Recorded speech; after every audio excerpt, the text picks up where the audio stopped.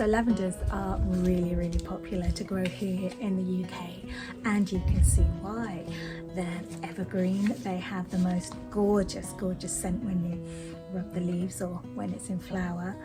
They're really pretty, all sorts of pale purples, lilacs, and even white, and sometimes pink, although not my favourites. But they're also amazing for pollinators, so it's a really good reason to plant lots and lots of lavenders. The only problem with lavenders is that they are quite short-lived, sometimes only really looking their best for about 5 years. Now, there are ways to combat this, and one way is pruning. I don't mean how you prune a rose, really cutting it hard back, because you don't want to go into the old wood with lavender. Now, what does that mean, going into old wood? Let me show you.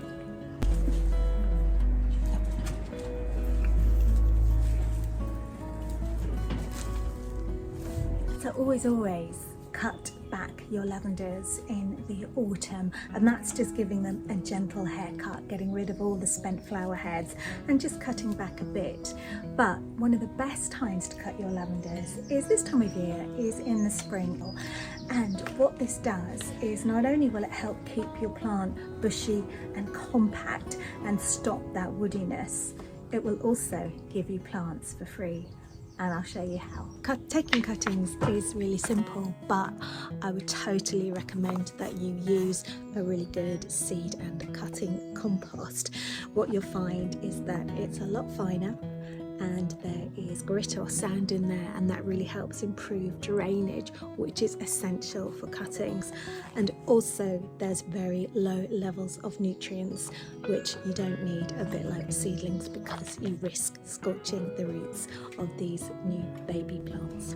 So when taking cuttings, and here are some I prepared earlier in good Blue Peter fashion, I do like to use a terracotta because it's porous, which means I'm not going to risk waterlogging my delicate little cuttings, but you can use whatever you've got hold of. I just always recommend that you give them a bit of a brush and a clean out first, so you're not transferring disease. Oh look, there we go. Little cheesy bug. They don't do any harm, don't worry about it. You can easily use a plastic pot. This one is a lilac one, so again, it's quite good for putting a lavender in because the colour makes you know what it is.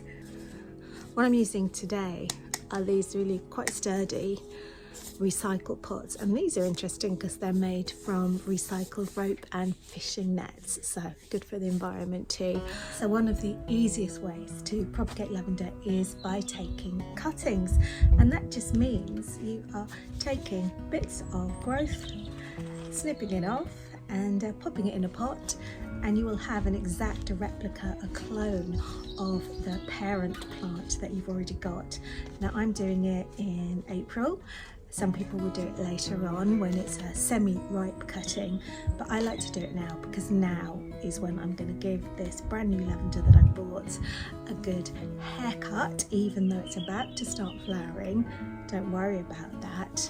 I want the energy to go into its roots to help it establish. So rather than having a load of waste material, I'm going to turn these into brand new plants, and the best bit is it's all free.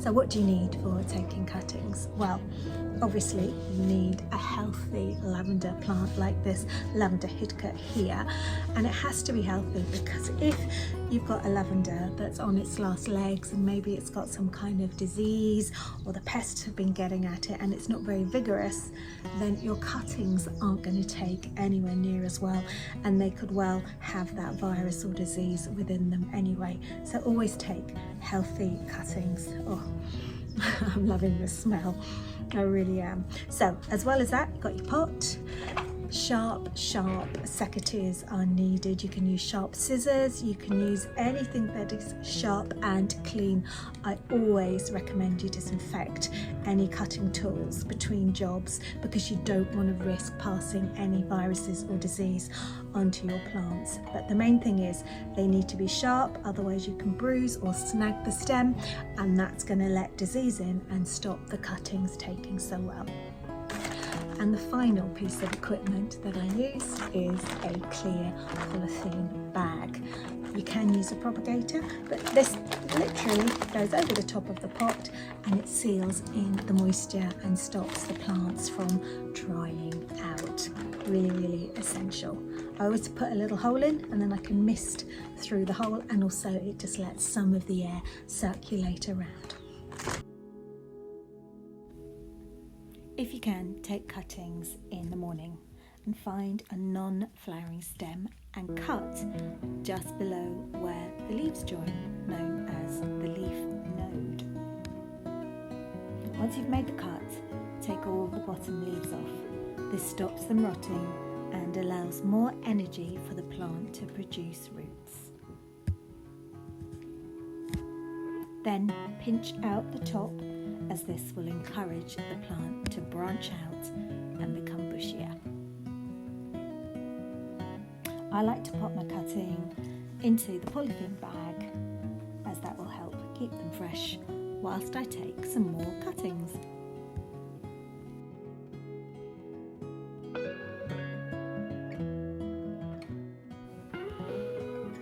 Make your holes in the compost for your cuttings before you plant them. I love to use a chopstick and wiggle it around a bit because you want to plant the cuttings fairly deep.